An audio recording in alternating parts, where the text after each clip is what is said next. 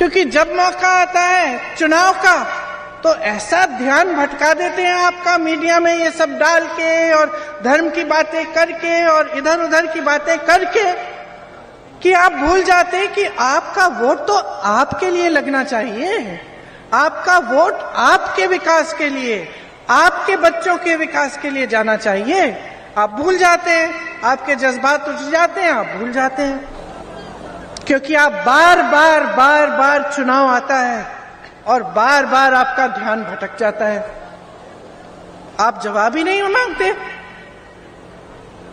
आपने ये माहौल बना दिया है देश में, प्रदेश में कि कुछ ना करे नेता, तब भी उसको मालूम होता है कि वो आके मंच पे खड़े हो जाएगा, कोई जज्बाती मामला उठा लेगा, धर्म की बात करेगा, जाति की बात करेगा, तो बस फिर से जीत जाएगा। तो अगर उसको मालूम है कि वो ये सब बातें करके चुनाव जीत सकता है तो वो काम क्यों करेगा?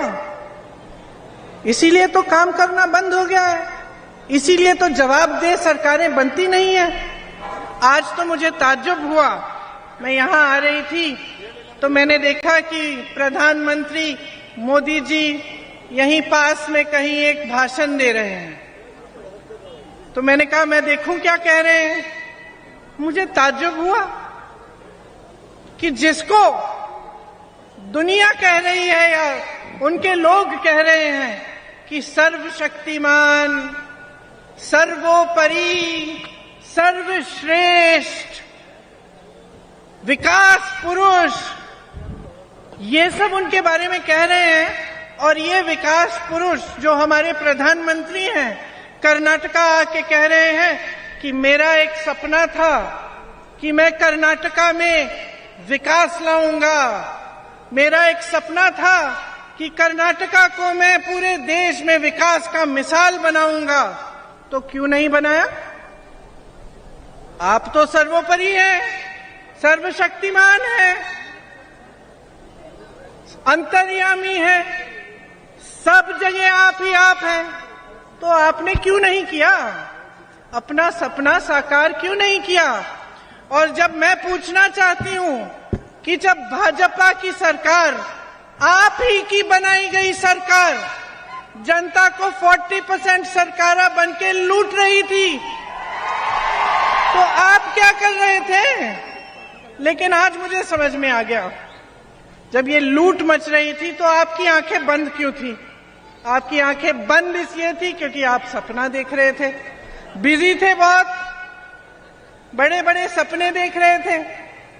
तो आपने लूट मचने दी, आपने चोरी होने दी, आपने रोका नहीं किसी को। ये कैसी बात हुई? 40% सरकारा क्यों है आपकी सरकार का नाम? कॉन्ट्रैक्टर्स आत्महत्या कर रहे हैं आपकी सरकार में, चिट्ठी लिखते हैं प्रधानमंत्री जी को, सर्वज्ञानी अंतर्यामी जी को, कोई जवाब नहीं आता, कोई जवाब नहीं आता।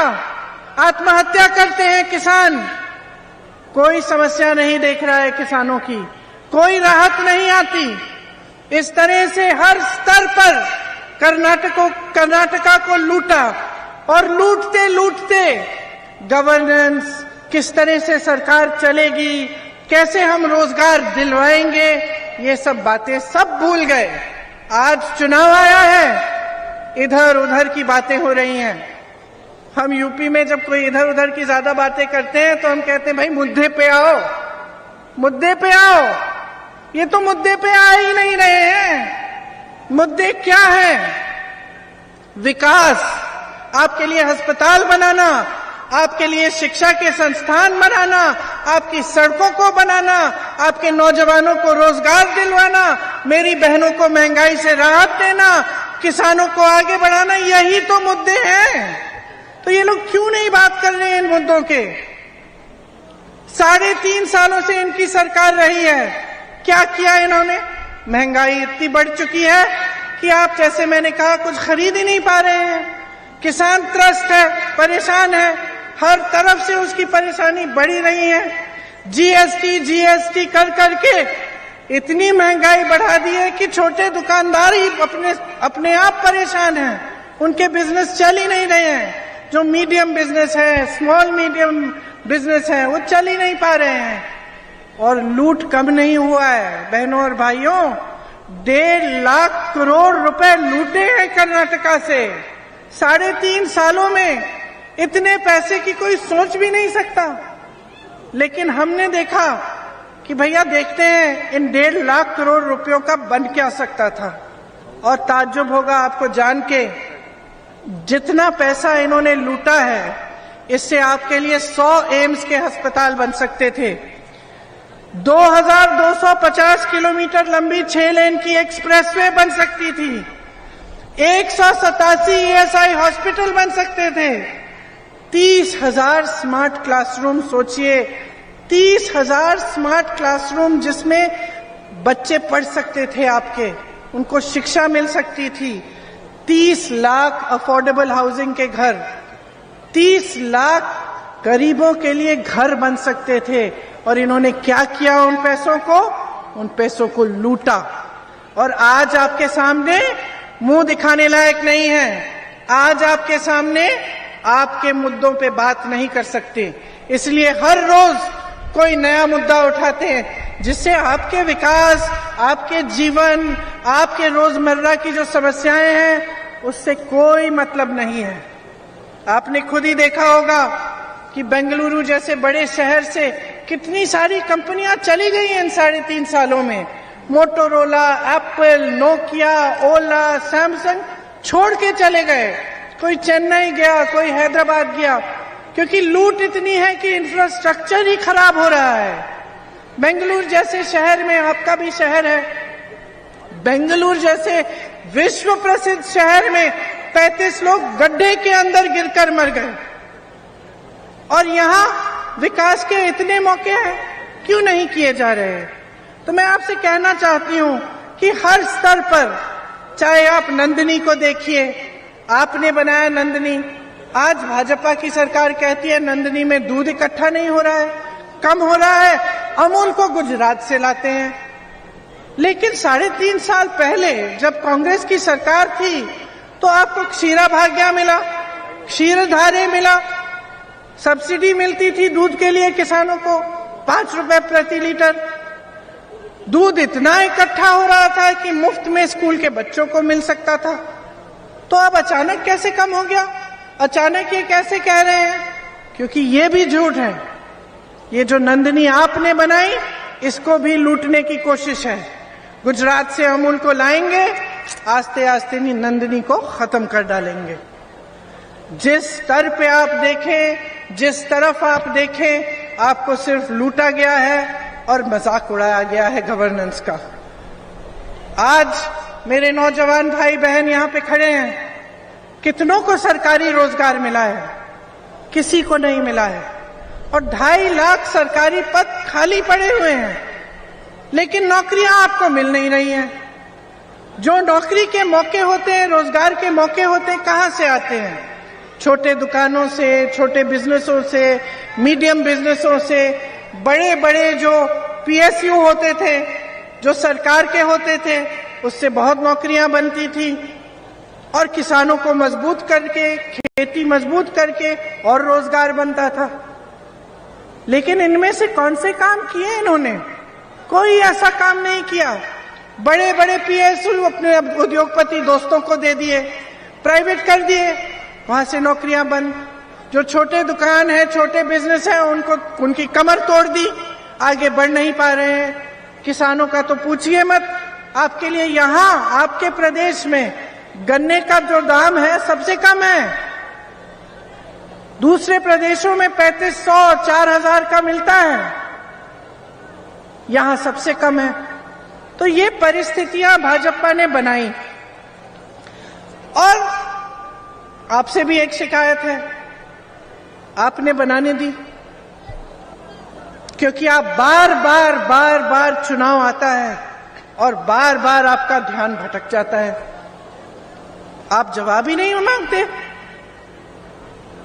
आपने ये माहौल बना दिया है देश में, प्रदेश में, कि कुछ ना करे नेता, तब भी उसको मालूम होता है कि वो आके मंच पे खड़े हो जाएगा, कोई जज्बाती मामला उठा लेगा, धर्म की बात करेगा, जाति की बात करेगा, तो बस फिर से जीत जाएगा। तो अगर उसको मालूम है कि वो ये सब बातें करके चुनाव जीत सकता है, तो वो काम क्यों करेगा? इसीलिए तो काम करना बंद हो गया है, इसीलिए तो जवाबदेह सरकारें बनती नहीं है, क्योंकि जब मौका आता है चुनाव का तो ऐसा ध्यान भटका देते हैं आपका मीडिया में ये सब डाल के और धर्म की बातें करके और इधर उधर की बातें करके कि आप भूल जाते हैं कि आपका वोट तो आपके लिए लगना चाहिए। आपका वोट आपके विकास के लिए, आपके बच्चों के विकास के लिए जाना चाहिए।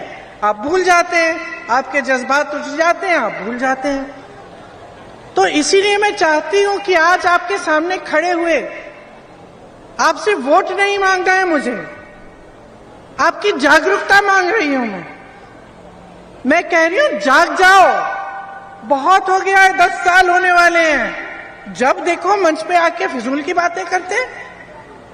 अरे बताएं तो सही, 3.5 सालों में कर्नाटका में किया क्या? अगर किया है तो बता पाओगे। मैं बताती हूँ कांग्रेस ने क्या किया जब कांग्रेस की सरकार थी। अन्ना भाग्य बनाया, क्षीरधारे, क्षीर भाग्य, पशु भाग्य, आरोग्य भाग्य, विद्याश्री, इंदिरा कैंटीन, ये सब तो कांग्रेस की स्कीम थी और इससे आपको सुविधा मिली। कांग्रेस की सरकारों ने राजस्थान में देखिए, छत्तीसगढ़ में देखिए, किसानों के कर्ज माफ किए हैं। छत्तीसगढ़ में 18 लाख किसानों के कर्ज माफ हुए हैं। ये कम नहीं है बहनों और भाइयों। आज भी धान का दाम सबसे ज्यादा छत्तीसगढ़ में मिल रहा है। चुनाव के समय कहा पुरानी पेंशन स्कीम लागू होगी, राजस्थान में लागू है, छत्तीसगढ़ में लागू है, हिमाचल में लागू कर रहे हैं। तो आप अगर जागरूक नहीं बनेंगे और आप खुद नहीं देखेंगे कि भाई 3.5 सालों से इनकी सरकार है, क्या मेरे जीवन में तरक्की आई है कि नहीं? मैं पूछ रही हूं आपसे, जब से बीजेपी की सरकार है कर्नाटका में, आपके जीवन में तरक्की आई है कि नहीं? सुनाई नहीं दे रहा, जोर से बोलो। नहीं आई? किसानों के जीवन में आई? मजदूरों को राहत मिली? मेरी बहनों को महंगाई से राहत मिली? आप नौजवान खड़े हैं, आपको जॉब मिला? तो जागो, जागो। देखो 3.5 साल से कुछ नहीं हुआ है। आपके जीवनों में मुश्किलें बढ़ी हैं कि नहीं? बढ़ी है ना? तो कौन बदलाव लाएगा? ये माहौल कौन बदलेगा? आप ही बदल सकते हो, खासतौर से तुम लोग जो नौजवान हो।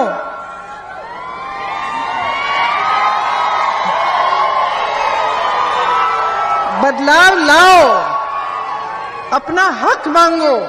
ऐसी सरकारों को मत लाओ जो आपका आदर नहीं करते हैं, जो आपका हक नहीं देते हैं। कांग्रेस आपको अपने हक देना चाहती है।